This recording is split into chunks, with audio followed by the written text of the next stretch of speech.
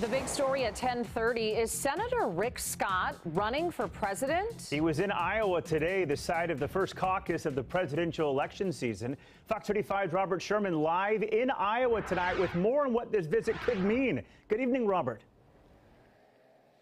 Good evening, Stephen, and the rumor mill is up and running. As you said, Iowa has first in the nation status when it comes to primary and caucus season, and plenty of presidential hopefuls in years past have made the pilgrimage to the Hawkeye state ahead of White House runs. Well, here we go. Florida Senator Rick Scott was in Cedar Rapids, Iowa today. Officially, he's here to rally support for the GOP cause as they look to take back the House and Senate in the 2022 midterms, but is there more at play here? Should we be reading between the lines? Well, we caught up to the senator exclusively and asked him. Are you eyeing a 2024 presidential run? No, I'm not planning on running in 24. I've got re-election for the Senate.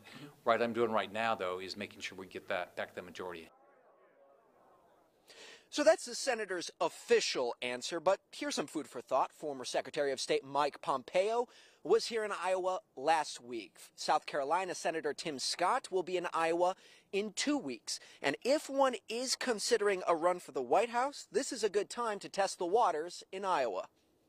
If you're thinking of running in 2024, it makes sense to dip your toe in Iowa now. New Hampshire and Iowa are both small states in terms of population.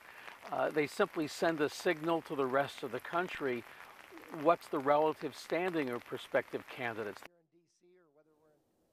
And important to note, it would be atypical for one to announce their candidacy ahead of the 2022 midterms, when a lot of people are itching to know who's going to be on that GOP ticket. Lots of buzz around the names of Florida Senators Rick Scott and Marco Rubio, Florida Governor Ron DeSantis, but of course, Stephen, the big X factor is, will former President Trump choose to run again in 2024 or not?